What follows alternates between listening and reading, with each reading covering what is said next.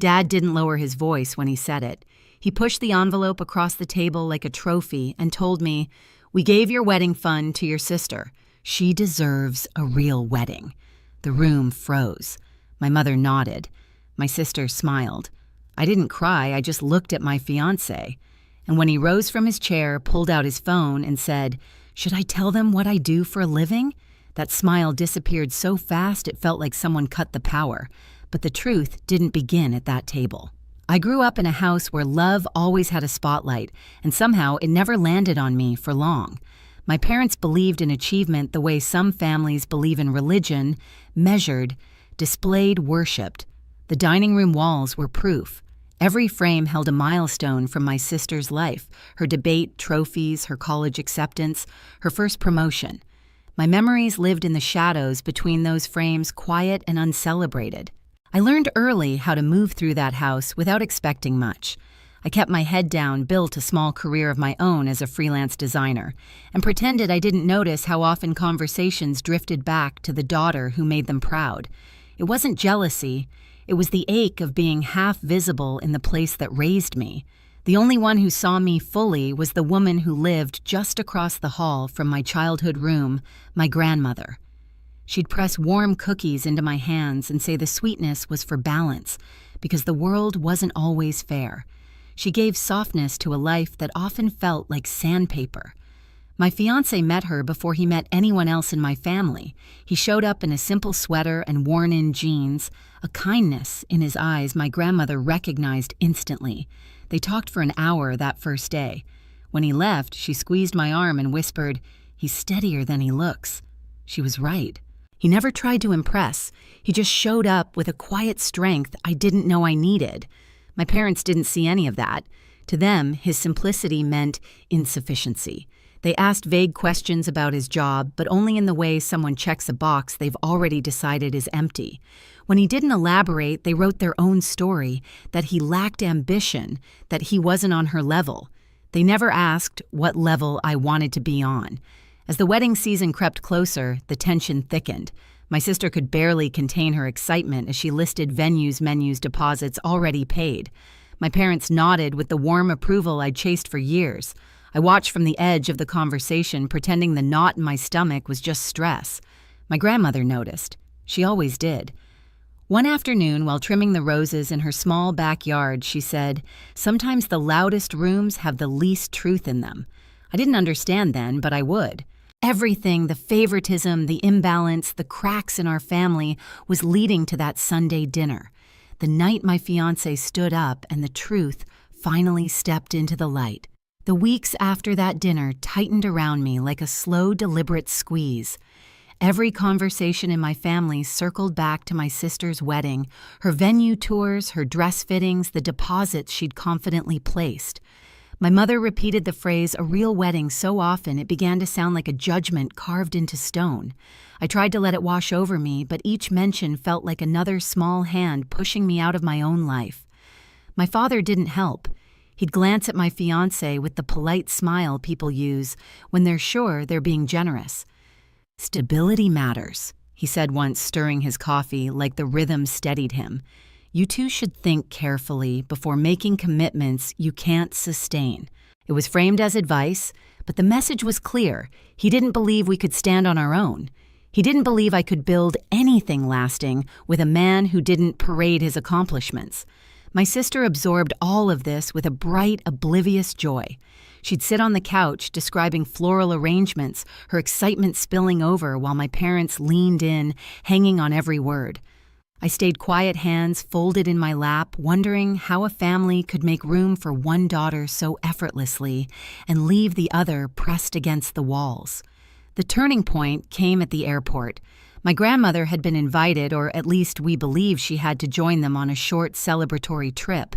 She dressed carefully that morning, smoothing her blouse with a hopefulness that made my throat tighten. But at the check-in counter, the agent frowned, typed a few times, and said, "There's no reservation under her name." My parents exchanged quick glances, the kind that last only a second, but say everything. My sister stared at her phone. My grandmother's hand trembled slightly as she adjusted her bag strap. Maybe there's a mistake," she whispered. But there wasn't. There was never a seat for her. She wasn't part of their plan. Humiliation settles differently when it lands on someone you love. It's heavier, more personal. I felt it hit me like a physical weight. My parents offered excuses, mix-ups, misunderstandings, oversights, but none of them reached her eyes. She simply nodded, thanked the agent, and stepped aside with a dignity sharper than any apology they could offer. I stood next to her silent. I didn't cry then either. I just looked at my fiancé. The airport noise faded a hum behind us. Something in his expression changed, quiet anger, steady purpose. And that was the moment I knew. This wasn't a mistake. This was a plan. My grandmother didn't say a word on the drive home. She sat straight, hands folded in her lap, staring out the window as the city blurred by. Every few minutes she gave a small nod as if agreeing with a thought only she could hear. When we pulled into her driveway, she thanked us with a soft smile that cracked something in me. She moved slowly, carefully, as though her disappointment weighed more than her bones could carry. Inside the house smelled like lavender and old books. She went straight to the garden door, opened it, and stepped onto the small patio. I watched from the threshold as she knelt among her roses, touching each stem as though apologizing for having left them even just for a morning. The quiet around her felt fragile, like a room where someone had just received bad news but hadn't said it out loud. When she finally spoke, her voice was steady. "They didn't forget me, Anna. They decided I wasn't necessary." She pulled a wilted leaf from a stem, her hands gentle. People reveal themselves in small choices. That was a choice. I sat beside her knees in the dirt. I didn't try to defend anyone. There was nothing left to defend. Later that evening, while she brewed tea, I opened my laptop. A familiar thought dragged me forward. Someone needed to protect her, even if that someone had never been me before. I searched everything I could find about financial mistreatment of elders. The more I read the definitions, the red flags, the examples, the more a painful clarity settled. It wasn't just the forgotten ticket. It was the way my parents talked about her savings, the way my sister joked about reallocating resources, the way decisions were made around her instead of with her. All the pieces slid quietly into place. When Liam walked in, he paused behind me, reading over my shoulder. "You think they've crossed that line?" he asked softly. "I think they erased it long ago." My voice surprised me. It wasn't shaking. It wasn't unsure. He rested a hand on my shoulder, grounding me. "Then we don't wait for them to do it again." The next day, we met with someone who specialized in protecting older adults. She listened carefully, asked precise questions, and didn't flinch when I described the airport. When she outlined our options, the room seemed to shift. The power I'd felt slipping away for years snapped back into place, quiet but solid. By the time we left her office, the plan was set. And when my family returned from their perfect trip, they wouldn't walk into a warm welcome. They would walk into consequences. They landed on a Thursday afternoon, rolling their luggage through the arrivals hall with that breezy confidence of people who believe the world will always bend toward them. My parents looked relaxed, sun-warmed, chatting about restaurants they liked.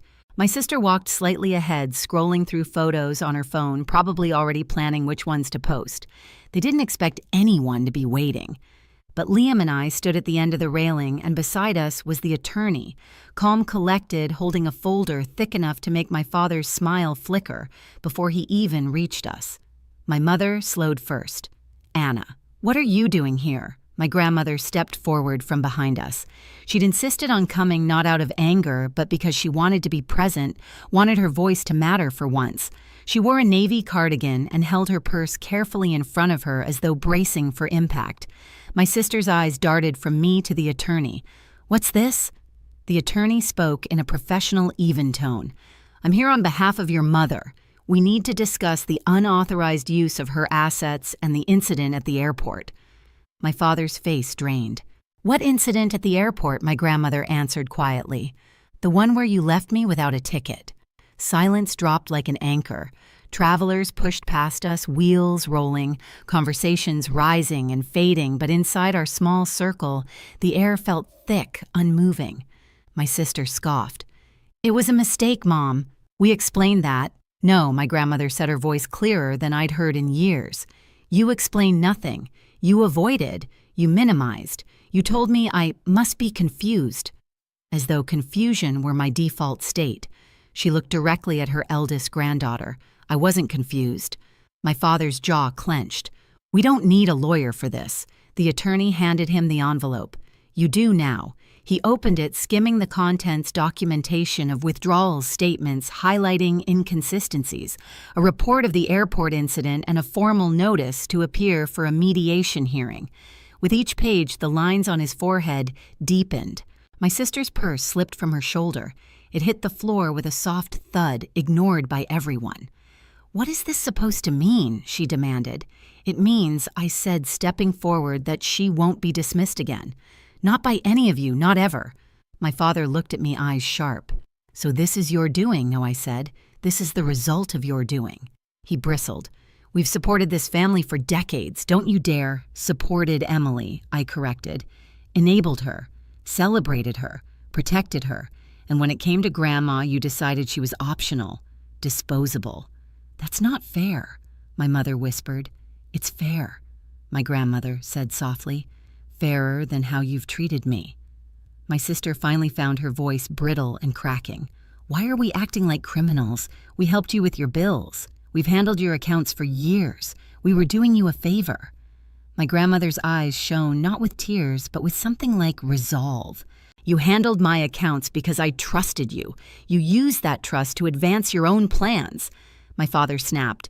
We never took anything she didn't approve. The attorney interjected, steady and unmoved. Intent will be reviewed during mediation. The pattern is what matters. Control over finances, decision-making without consent, exclusion from travel. These are all indicators of financial exploitation. My sister's composure fractured. This is ridiculous. Tell them, Dad. But Dad just stared at the papers, his bravado collapsing. Not from guilt yet, but from fear of consequences he'd never imagined could reach him.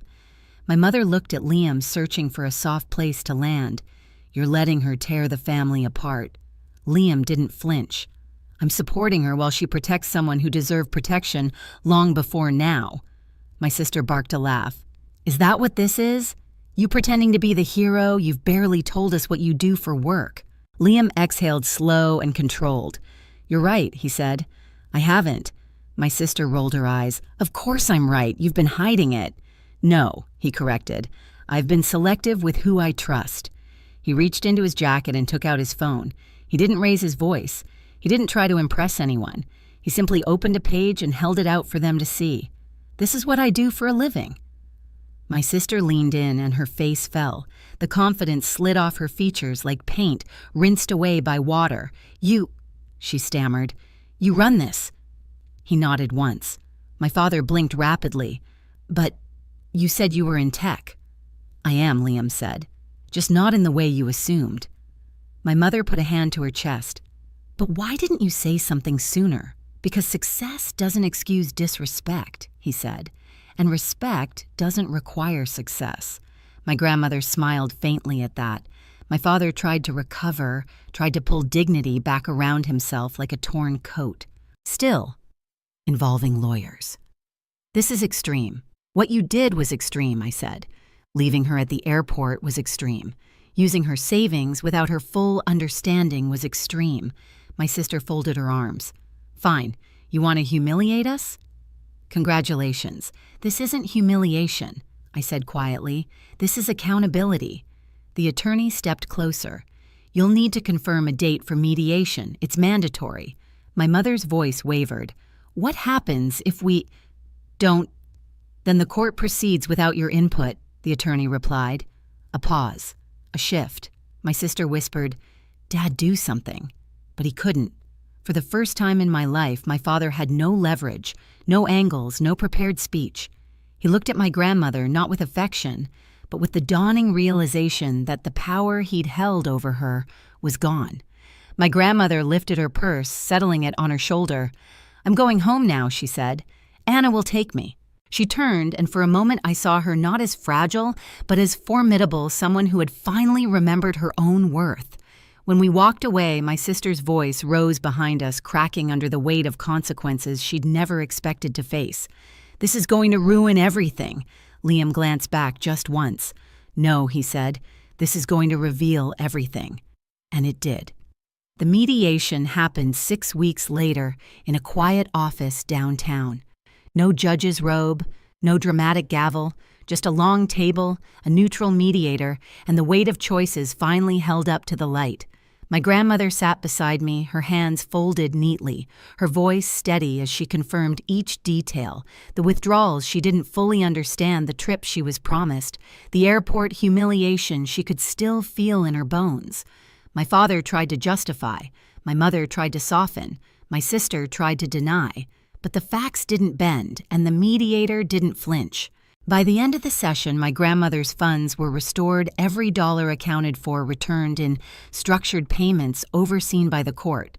She also updated her will quietly and without ceremony, removing those who had treated her as an obligation instead of family. She didn't do it out of vengeance. She did it to protect her peace. Afterward, she moved into a small house near a garden center. She planted flowers again, roses, hydrangeas, herbs she used to keep by the window. She looked lighter standing in the sunlight, as if her shoulders had finally unclenched after years of shrinking herself to keep the family calm. As for me, something shifted. I enrolled in a community advocacy program, learning how to support older adults who didn't always know how to speak up for themselves. It felt like purpose, like the beginning of something I should have done long ago. And even now, when I pass my grandmother's garden and see her pruning a rose bush, I'm reminded of the same question I'll ask you. Have you ever had to protect someone from their own family? In the end, I learned that real love doesn't demand silence, and family isn't defined by who shares your last name, but by who shows up when it matters. My grandmother regained her voice.